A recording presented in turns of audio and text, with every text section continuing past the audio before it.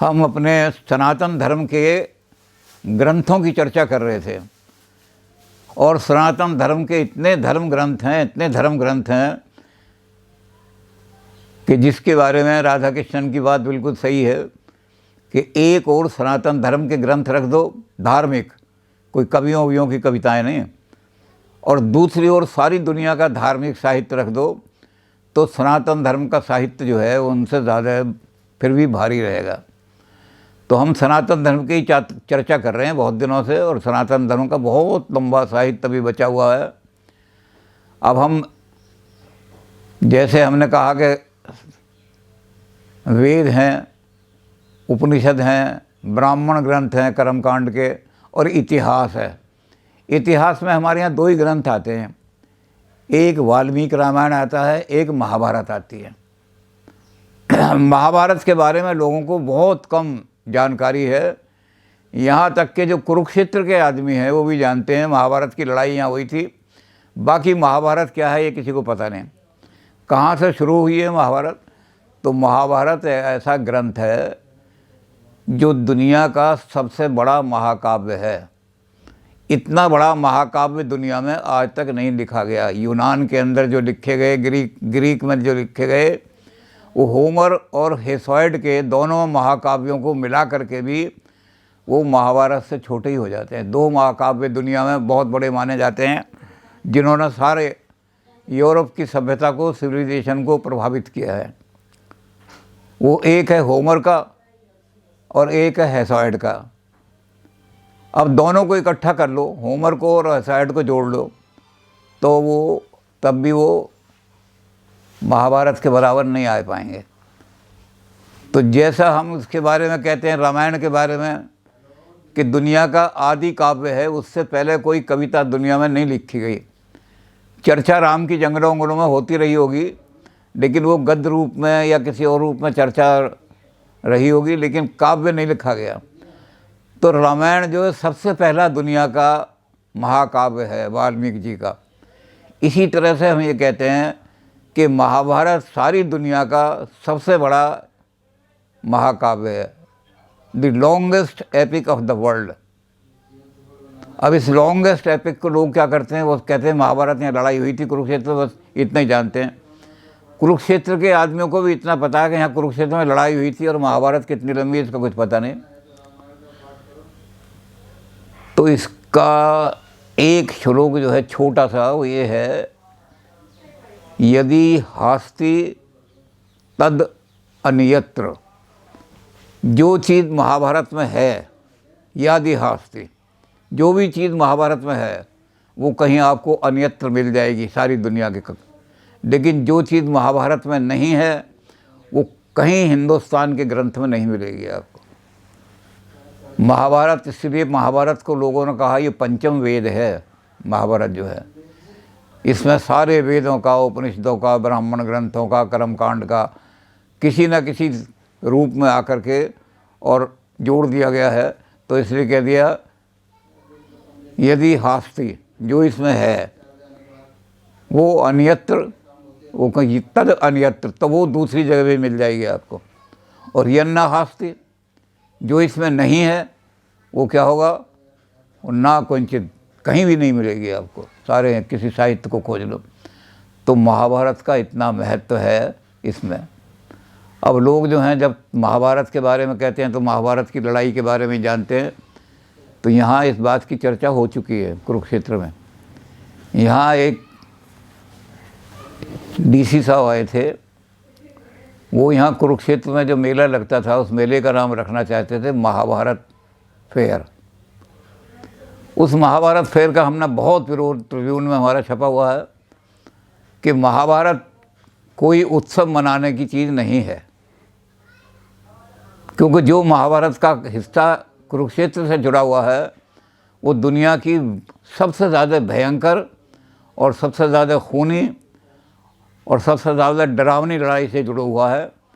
उसको उत्सव मनाने का कोई अवसर नहीं, कोई औचित्य नहीं है इतनी भयंकर चीज़ों का। तो उन्होंने फिर अपनी बात का समर्थन करने के लिए डीएन कॉलेज में एक महाभारत की गोष्ठी बुलाई, सभा बुलाई। उसमें 22 आदमी ऐसे बुलाए जो महाभारत के बारे में उनको समर्थन देने के लिए आए। उस समय महाभारत का कनकॉर्ड बन रहा था। अब तो रणवीर जी के रिटायर होने के बाद वो बीच में पड़ा है। तो उन्होंने कहा रणवीर जी ने कि महाभारत के बारे में आप सिन्हा साहब को निमंत्रण भेजो। वो कहने लगे सिन्हा साहब ने तो हमारा खंडन किया अखबार में, और बहुत सशक्त लंबी चौड़ी, कि महाभारत कोई उत्सव मनाने का मौका नहीं है। वो कहने लगे फिर भी उनको बुलाओ से, वो जो यहाँ लोग कहेंगे वो उसको देखें, समर्थन करते खंड। तो उन्होंने मुझे बुला लिया। अभी फंक्शन शुरू भी नहीं हुआ था, तो मैंने कहा कि यहाँ जितने लोग बैठे हैं, महाभारत के जो 18 पर्व हैं, यानी 18 खंड हैं महाभारत महाकाव्य के, उन 18 खंडों में से जो सारे खंड हैं वो कितने लोगों ने पढ़े हैं। तो 22 लोग जो उन्होंने बुलाए थे, सबको ये पता था कि महाभारत लड़ाइयाँ हुई है। 19 लोगों को पता ही नहीं था कि महाभारत में 18 पर्व है और 18 पर्वों में क्या क्या लिखा हुआ है। तो 3 आदमियों ने हाथ खड़े किए। तो मैंने कहा डीसी साहब, जिन लोगों ने कह लगे महाभारत की लड़ाइयाँ हुई है, मैंने कहा लड़ाई हुई है, लेकिन महाभारत तो इतना लंबा काव्य है कि वो लड़ाई तक सीमित थोड़ी है। 1 लाख श्लोक हैं उसके। तो मैंने कहा महाभारत जिन्होंने पूरे खंड पढ़े ही नहीं, 18 पर्व पढ़े नहीं, और फिर मैंने सारा वर्णन किया। मैंने कहा महाभारत की जो लड़ाई है वो मानव हिस्ट्री में इससे भयंकर लड़ाई कोई आज तक नहीं हुई। उसका वर्णन इसमें महाभारत काव्य में एक पर्व में, 11वें पर्व में, जिसका नाम स्त्री पर्व है, उस पर्व में इस लड़ाई का वर्णन किया गया है। गांधारी ने कहा कि सारे लोग मर गए हैं, मेरे घर के 100 मेरे पुत्र मर गए हैं, मुझे वहाँ ले चलो कुरुक्षेत्र में, कम से कम देख तो लूँगा क्या कैसा हालत हुई है। तो कृष्ण गांधारी को पकड़ करके कुरुक्षेत्र लाए।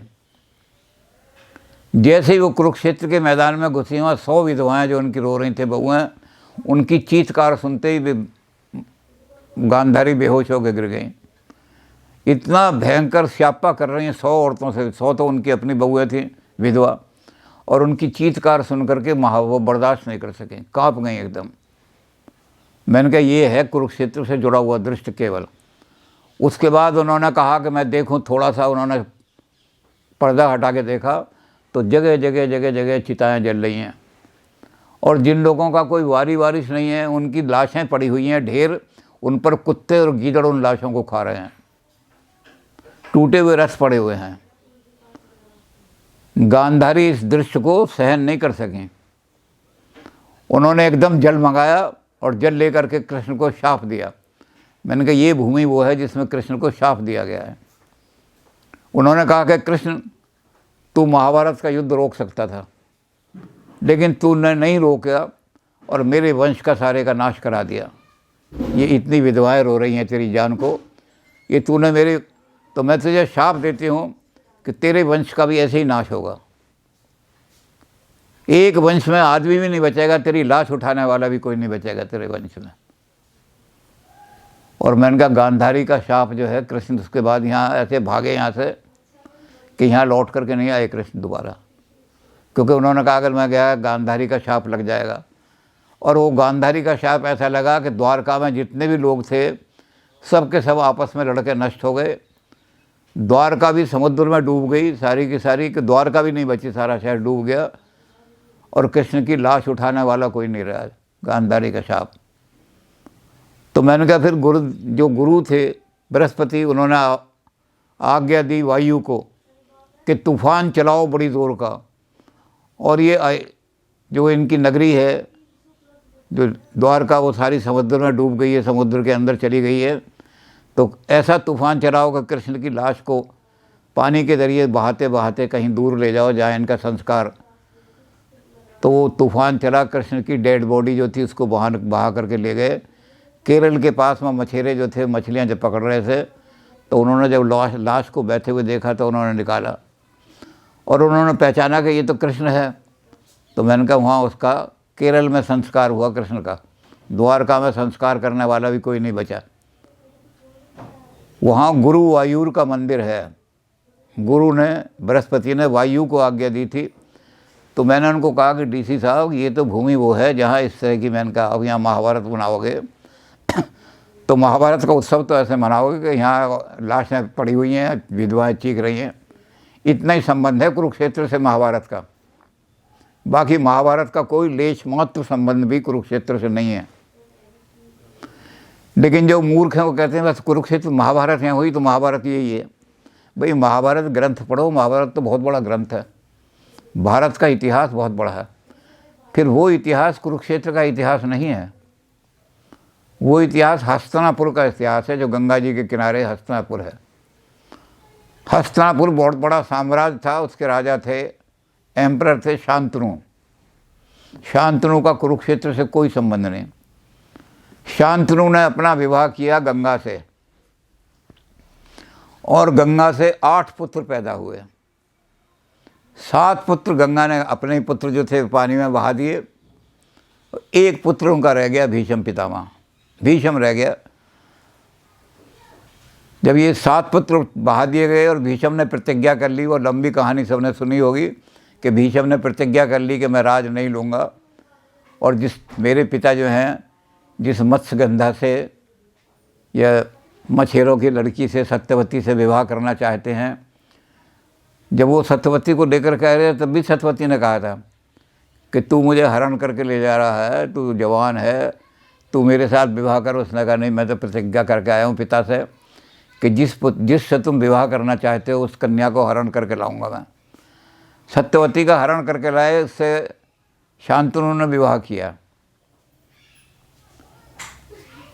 अब शांतनु ने विवाह किया तो संतान, तो 2 पुत्र पैदा हुए जो भीष्म पितामह के सौतेले भाई थे, दूसरी माँ से पैदा हुए थे।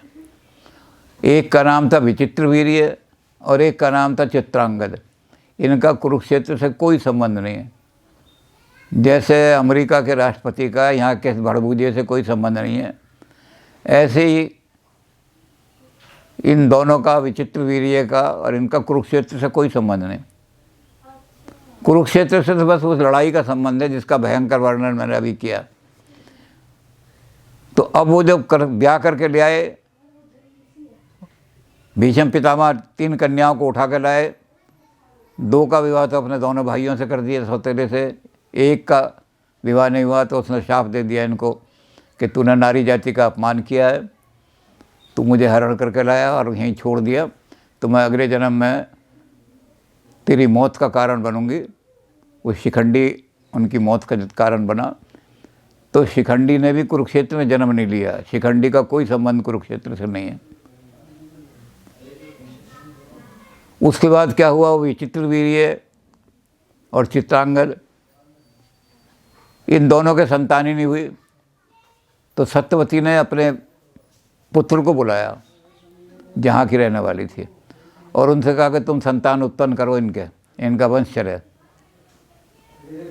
तो एक जो थी, जो उसने कहा कि मैं संतान उत्पन्न इस तरह करूँगा कि वो नग्न होकर के मेरे सामने से निकल जाए तो वो गर्भवती हो जाएंगी, पुत्र उत्पन्न होंगे।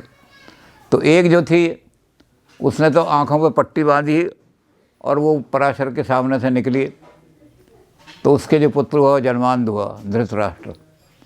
दूसरी जो थी उसने शरीर पर पीली मिट्टी लिपेट ली और पीली मिट्टी लपेट के वो निकली उनके सामने, तो उसके जो पुत्र हुआ पीले रंग का और पांडु रोग से ग्रस्त, उसका नाम भी पांडव रखा है इन्होंने, और वो पांडु रोग में ग्रस्त था, तो पांडु रोग से ग्रस्त पैदा हुआ जन्म से ही।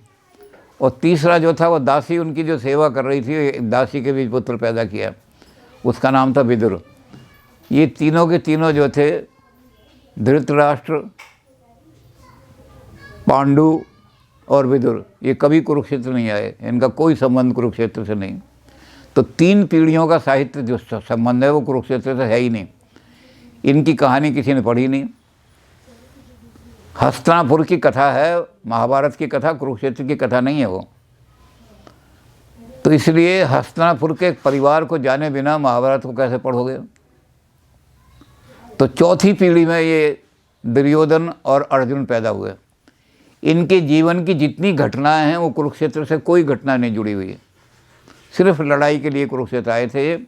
बाकी सारा इनका जीवन हस्तिनापुर में, या ये वनवास में चले गए थे तो वनवास में रहा।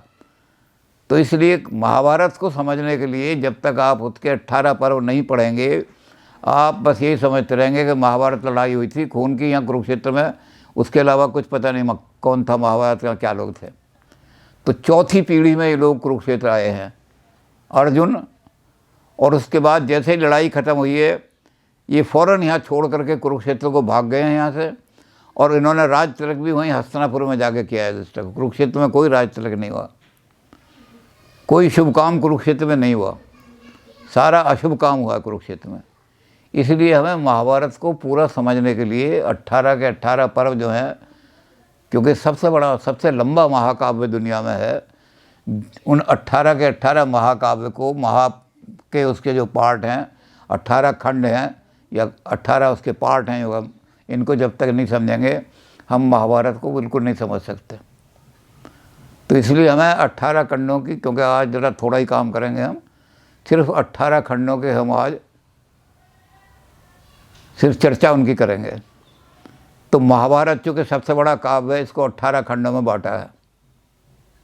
इन 18 खंडों को जोड़ करके मिला करके गीता प्रेस गोरखपुर ने 6 खंडों में कर दिया है, उनको जोड़ दिया है। लेकिन जो कर्नाटक से, जो पूना से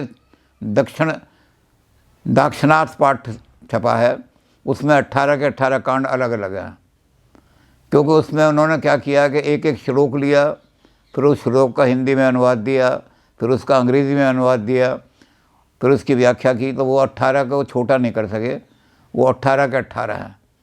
उसको तो देख करके जब 2-3 आदमियों को मैंने जब उसके बारे में बताया, तो यूनिवर्सिटी में मैंने कहा कि जो विस्तृत से इसका विस्तार से व्याख्या की गई है, वो आपको इंडोलॉजी डिपार्टमेंट की लाइब्रेरी में मिलेगा।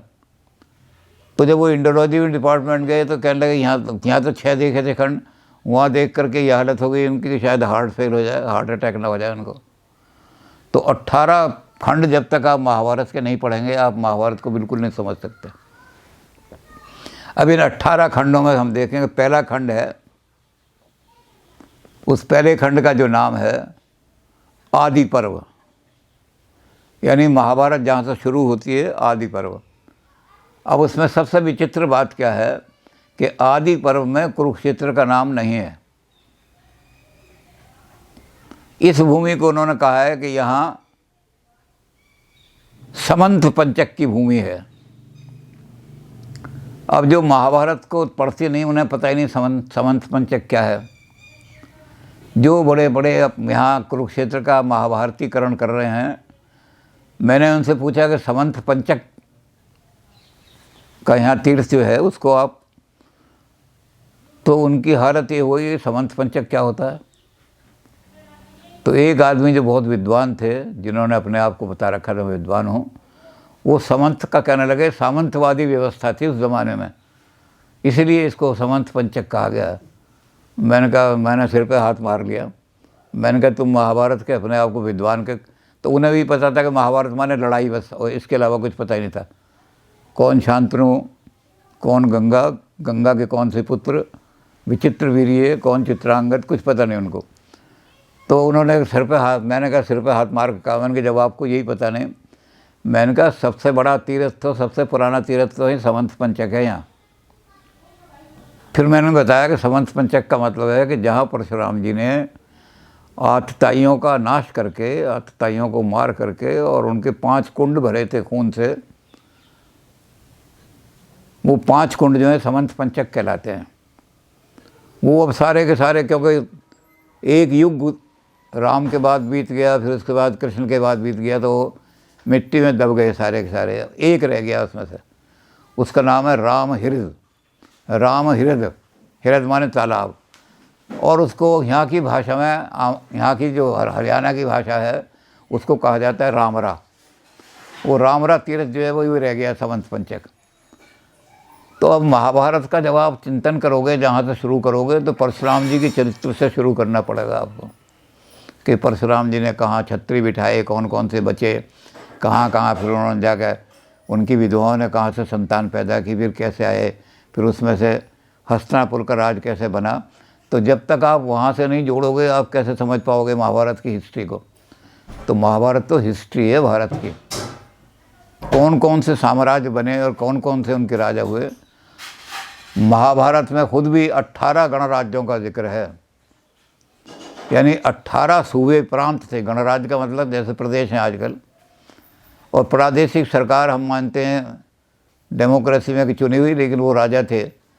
तो 18 राज्यों का जब तक आपको वर्णन नहीं पता होगा आप क्या समझोगे महाभारत क्या है।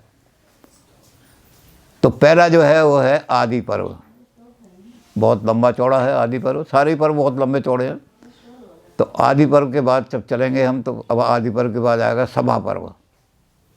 राज स्थापित हो गया, उसके 3 वंश आ गए सारे।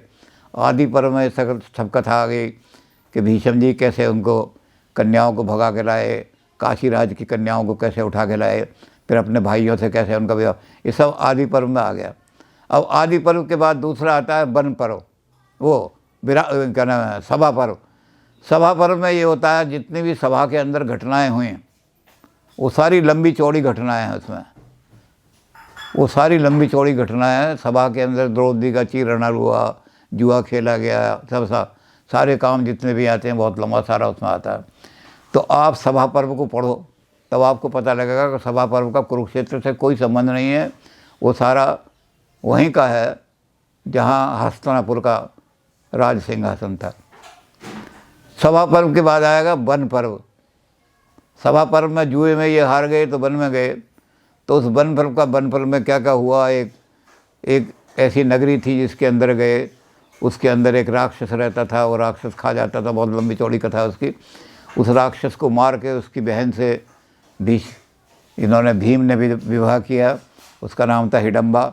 और हिडम्बा ने 1 वर्ष इनके साथ रही जंगल में और एक पुत्र उत्पन्न किया, उसका नाम था घटोत्कच। ये सारी कथाएं जो हैं बहुत लंबा, सारे पर्व बड़े लंबे लंबे हैं।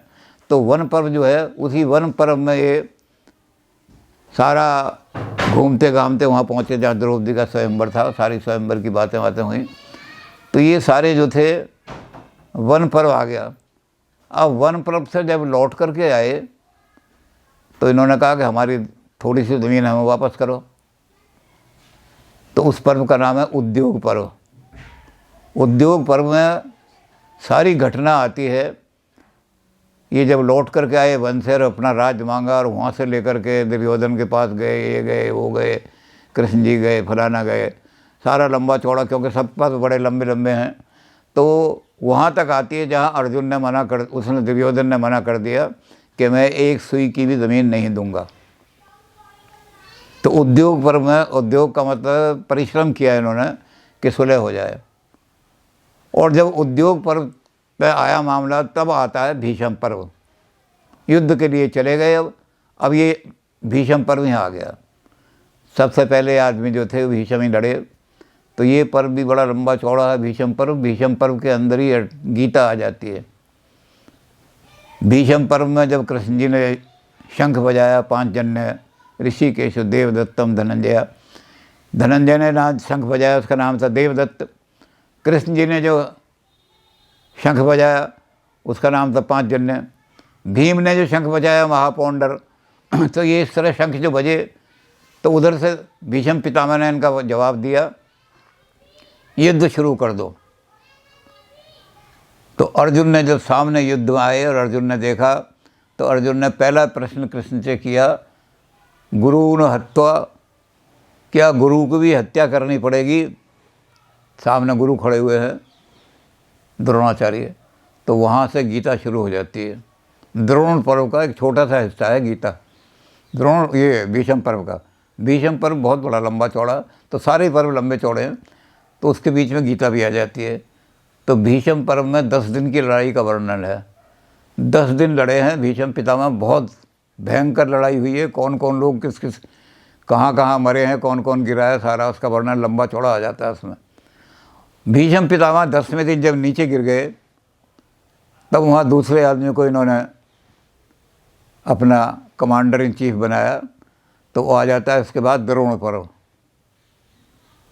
द्रोण पर्व में भी लड़ाई सारी, अभिमन्यु मरा, चक्रव्यूह बनाया, ये हुआ वो हुआ सारा। 5 दिन तक द्रोणाचार्य लड़े, तो 5 दिन की लड़ाई का बहुत विस्तार से वर्णन है उसमें। और उस विस्तार से वर्णन में ये होता है कि जब आप पढ़ोगे तो ये लगेगा कौन कौन से योद्धा किस किस के द्वारा मारे गए, किस किस योद्धा ने विजय प्राप्त की, तो सारा वर्णन द्रोण पर्व में आ जाता है। 5 दिन के बाद द्रोणाचार्य को मार दिया। द्रौपदी के भाई ने मारा, उसने जन्म ही इसलिए लिया था। ये सारा महाभारत की कहानी चूँकि बहुत लंबी, जिसको पढ़ोगे तो बहुत लंबी कहानी है, तो उसने जन्म ही इसलिए लिया था द्रोणाचार्य को मारने के लिए। उसके पिता का अपमान किया था और पिता ने यज्ञ करके भगवान से प्रार्थना की थी कि मुझे ऐसा पुत्र दो जो द्रोणाचार्य का वध करके मेरा बदला ले सके। तो धृष्टद्युम्न ने द्रोणाचार्य को मारा। अब द्रोणाचार्य मर गए और भीष्म पितामह मर गए। लंबे लंबे पर्व हैं, अब छोटे पर्व आ जाते हैं। तो अगला पर्व आया कर्ण पर्व, उसका नाम है। कर्ण को उन्होंने राज्याभिषेक किया, कमांडर इन चीफ बनाया। कर्ण लड़ने के लिए आए। कर्ण 2 दिन तक लड़े और 2 दिन की बड़ी भयंकर लड़ाई हुई। उसमें भी कर्ण का सारा वर्णन आता है। कर्ण ने कितने लोगों को मारा, कर्ण के पुत्र मरे, सब मरे, सारा तो बहुत लंबा, लेकिन कर्ण पर्व बहुत लंबा चौड़ा है। और 2 दिन के बाद कर्ण जो थे मर गए। तो 10 और 5 15 और 2 17 दिन की लड़ाई खत्म हो गई। 18वां दिन जो आया तो इन्होंने इनके मामा को, नकुल और सहदेव के सगे मामा थे शल्य, उनको दुर्योधन ने अपनी तरफ कर लिया था। तो उन्होंने शल्य को कमांडर चीफ बना के युद्ध में भेजा। लेकिन जब इतने बड़े बड़े योद्धा मर गए थे तो शल्य क्या करते, तो शल्य टिके नहीं सबके सामने। वैसे तो वहाँ यह था कि सगे मामा को सगे भांजे लड़ रहे हैं, नकुल और सहदेव ने लड़ाई में उनको मारा।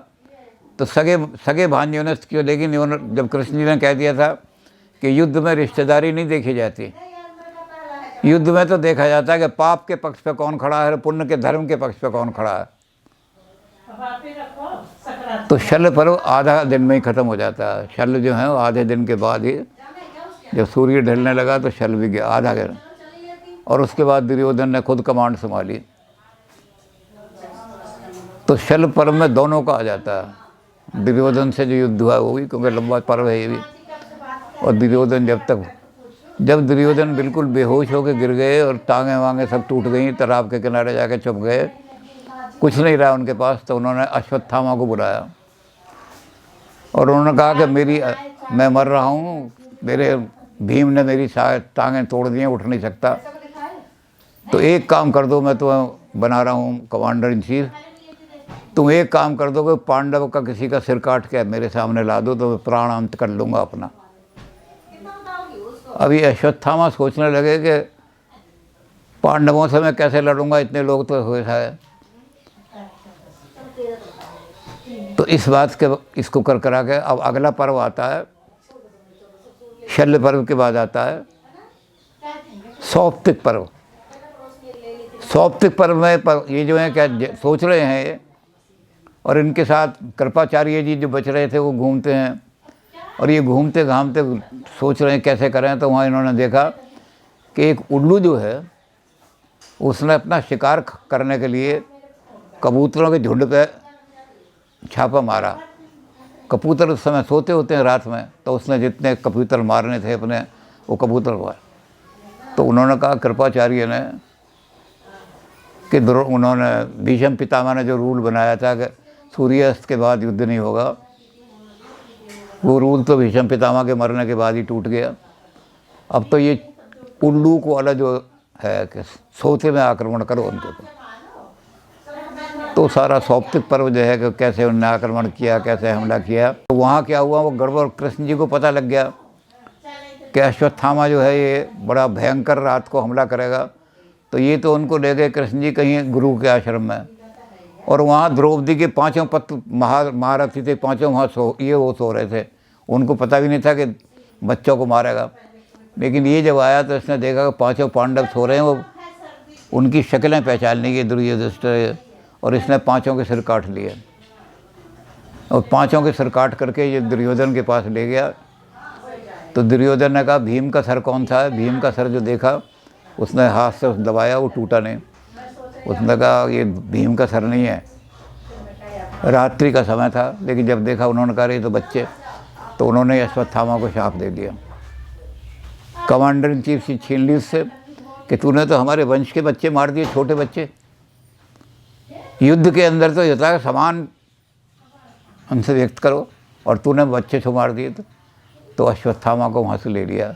उसके बाद ये सौप्तिक पर्व में फिर आएगा कि द्रौपदी ने फिर कैसे कैसे उससे बदला लेने के लिए द्रौपदी ने बुलाया कि भाई मेरे बच्चों को मार कर गया है, तो इसे ये काम करो कि उसका सिर काट के यहाँ लाओ और मैं उसको अपने पैर से कुचलूँगी। तो भीम ने कहा मैं तेरी जो प्रतिज्ञा है पूरी करूँगा, मैंने पहले भी की थी। तो भीम जब चलने लगे तब द्रौपदी को दया आई, वो देख करके बच्चे। उसने कहा कि जैसे मैं अपने बच्चों के लिए रो रही हूँ, ऐसे अश्वत्थामा की माँ भी जब मर जाएगा तो अपने बच्चे के लिए रोएगी। मैं माँ की वेदना समझती हूँ, इसलिए अश्वत्थामा को दंड दे करके आ जाओ, उसकी आंखें निकाल लाओ और अश्वत्थामा को जिंदा छोड़ दो। तो ये गए वहाँ अश्वत्थामा से, सारा वो उसी भैंसा है वो सौप्तिक पर्व में, वो भी बड़ा लंबा है। तो अंत में ये हुआ कि उसके माथे में जो मणि थी चमकती थी, उससे ये उस मणि को लेकर के आ गए। माथे में बड़ा जख्म हो गया, उसमें से खून निकलने लगा।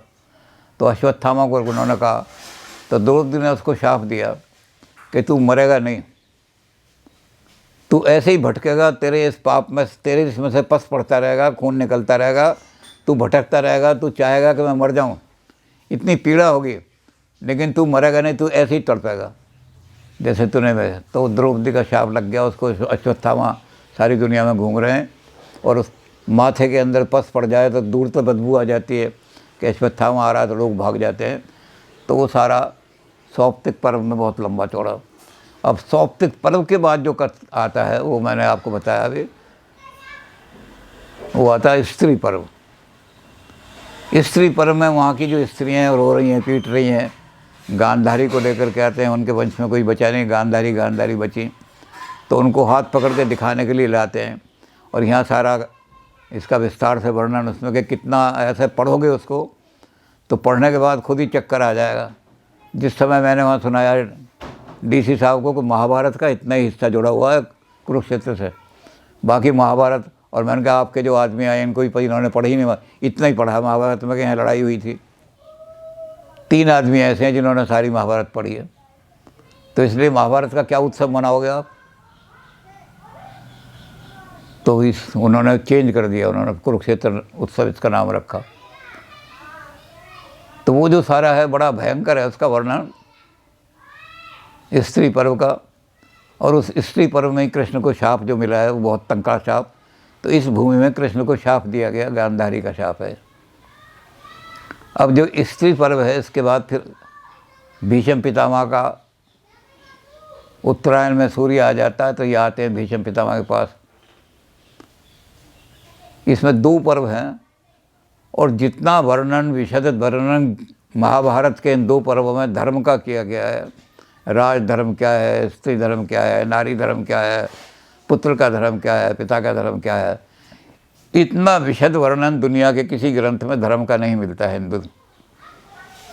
तो ये उपदेश लेने के लिए जब आए तो भीष्म पितामह इनको सारा उपदेश देने लगे मरते समय। तो 2 पर्व हैं, शांति पर्व और अनुशासन पर्व। 2 पर्वों में सारा ये धर्म उपदेश है इनको, सारा बहुत लंबा चौड़ा, बहुत बड़ा है वो भी धर्म उपदेश। तो जब ये धर्म उपदेश देने लगे तो द्रौपदी ने कहा कि बाबा जब आदमी मरने लगता है तब उसको धर्म याद आता है, जीते सारी ज़िंदगी में अधर्म करता है, पाप करता है, और मरते समय आपको भी मरते समय धर्म याद आ रहा है। जिस समय मेरा चीरहरण हो रहा था तो उस समय धर्म याद नहीं है आपको, आज आप धर्म उपदेश दे रहे हो। तो द्रौपदी की इस बात का उत्तर बड़ा महत्वपूर्ण। वो पर्व तो बहुत लंबे लंबे हैं और सारा धर्म की व्याख्या ही उसमें है, लेकिन द्रौपदी की बात का उन्होंने जवाब दिया। उन्होंने कहा बेटी तूने बहुत अच्छा प्रश्न किया है। उस समय में दुर्योधन का अन्न खाता था और उस पाप का अन्न खाने से क्या होता था, जानामि धर्मम न च प्रवृत्तिम।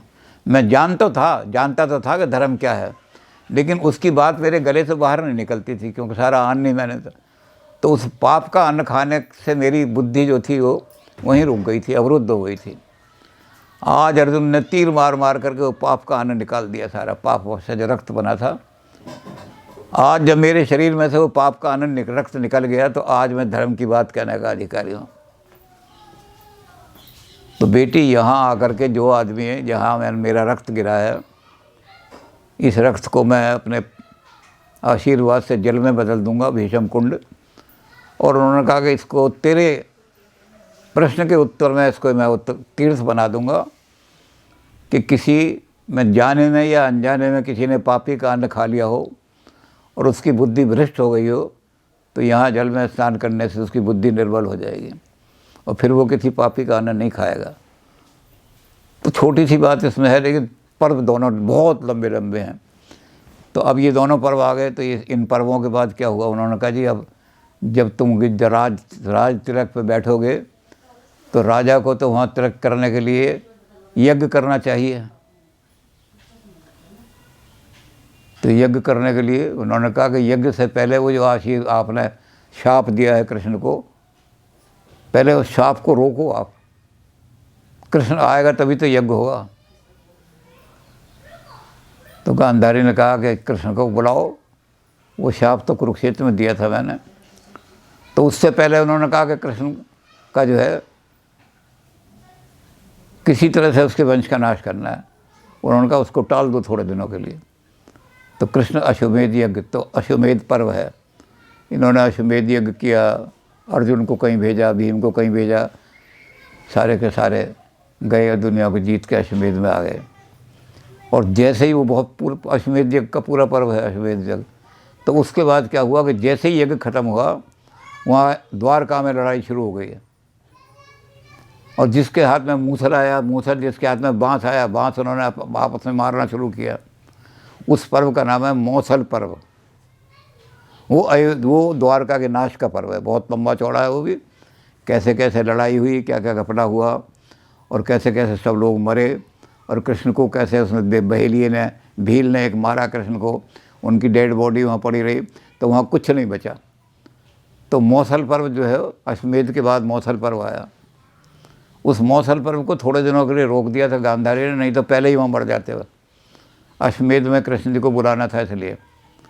तो अश्वमेध पर्व आ गया, अब आ गया मौसल पर्व। अब ये जो राज्य बनाया इन्होंने, 36 साल राज किया है वैसे युधिष्ठिर ने, वो सारा उसका वर्णन है उसमें अश्वमेध पर्व में।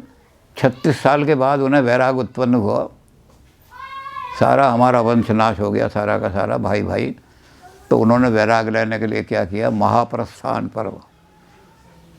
परीक्षित को गद्दी पे बिठाया, इतनी देर में परीक्षित जो थे वो भी बालिग हो गए थे। तो परीक्षित को जब महापरिस्थान पर्व आएगा, वो भी बहुत लंबा चौड़ा, कि कैसे परीक्षित को गद्दी दी, फिर परीक्षित को काटने के लिए तक्षक नाग आया, फिर तक्षक नाग ने उसको काटा, सारा हो। तो महाप्रस्थान इन्होंने कर दिया उसको बिठा करके। और फिर महाप्रस्थान के बाद फिर अंतिम पर्व है स्वर्ग आरोहण। स्वर्ग के लिए चले, पहले द्रौपदी गिरी, उसके बाद नकुल, सहदेव, भीम, अर्जुन, केवल युधिष्ठिर अकेले रह गए। और युधिष्ठिर ने वहाँ स्वर्ग में घुसने से इनकार कर दिया। तो उन्होंने कहा कि स्वर्ग में क्यों नहीं आ रहे, तुम्हें तो स्वर्ग मिलेगा। तो उन्होंने कहा कि मेरे साथ जो ये कुत्ता है, इसने इतनी वफादारी निभाई है कि इसने कभी मेरा साथ नहीं छोड़ा। तो निष्ठावान व्यक्ति को स्वर्ग मिलना चाहिए। यमराज ने कहा कि जानवर स्वर्ग में नहीं आ सकता, मनुष्य योनि इसको प्राप्त होगी। तो युधिष्ठिर लौटने लगे। यमराज ने कहा तुम तो पुण्यात्मा होते, वहाँ भी कोई अधर्म का काम होता था तो अपने भाइयों को भी डांट देते थे, तो तुम तो स्वर्ग में आओ। उन्होंने कहा कि यमराज से कि मृत्यु निश्चित है, कोई भी आदमी अमर नहीं है दुनिया में। तो जो मरना निश्चित है वो तो मर गए, उनकी हमें क्या चिंता करनी। जो मर गए नानुशोचंती पंडितः, जो चले गए दुनिया से उनका जाना ज़रूरी था, उनके बारे में पंडित लोग जो हैं बार बार सोचने की क्या करते हैं। लेकिन जो जीवित है, प्राणवान है, उसका कल्याण होना चाहिए। तो हम जीवित लोगों के कल्याण की बात सोचते हैं। भारतीय संस्कृति जीवन की संस्कृति है, मृत्यु की संस्कृति नहीं है। जो मर गए ठीक है, उनके लिए क्या सोच करना। शादी अगर बगरिया मयसर सुधी विशाल, शादी कहते हैं अगर रोने से बिछड़े हुए लोग मिल जाते तो मैं एक रो करके एक तालाब भर देता ताकि 100 पीढ़ियों के मेरे पूर्वज मेरे सामने आ जाएं। तो रोने से गए लोग वापस नहीं आते हैं, जो चले गए वो तो चले गए, उनके लिए क्या चिंता करनी। तो उन्होंने कहा मुझे चिंता करने की जो जीवित है, और जो जीवित भी निष्ठावान है।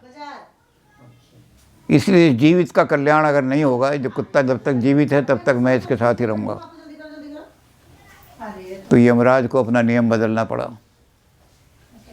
उस कुत्ते को पहले मानव योनि दी, वो कुत्ता बड़ा अच्छा मानव बन गया, वफादार मानव, निष्ठावान, कभी धोखा नहीं दे कुत्ता, कभी धोखा। और फिर उसको स्वर्ग में घुसा दिया। तो वहाँ जाकर महाभारत ख़त्म होती है।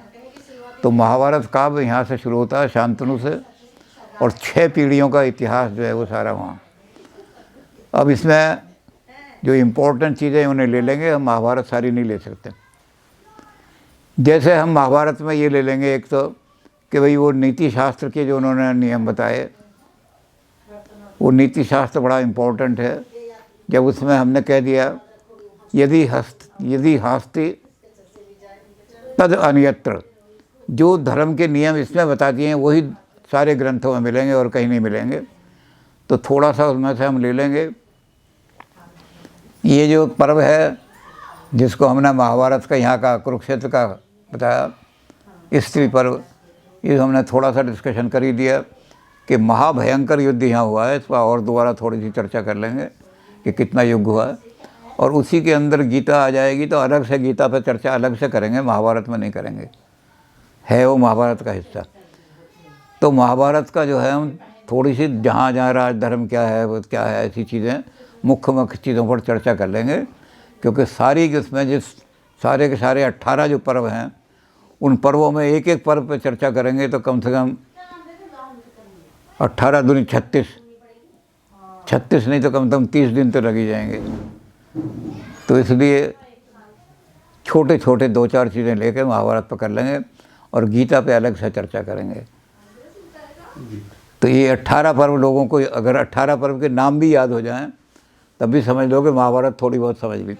क्योंकि 99% लोग ये समझते हैं कि महाभारत माने लड़ाई कुरुक्षेत्र की।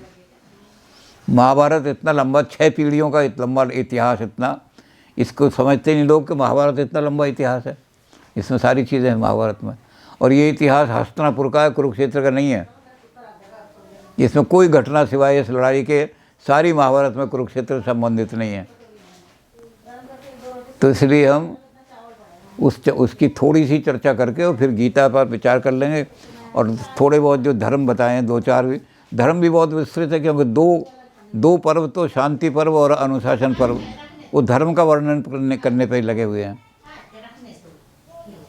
राज धर्म क्या है, लोक धर्म क्या है, व्यक्ति धर्म क्या है, स्त्री का धर्म क्या है, वो इतना लंबा चौड़ा वर्णन जो होगा तो उसको संभाल नहीं पाएंगे हम।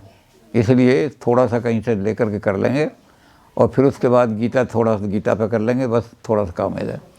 अब इसमें 2-4 चीज़ें ऐसी हैं जिनको लोग जानते ही नहीं। जब उनको पूछते हैं तो वो कहते हैं ऐसा कैसे हो सकता है। हमने कहा महाभारत पढ़ो। कृष्ण के 8 पत्नियां थीं, कृष्ण ने संन्यास नहीं लिया था।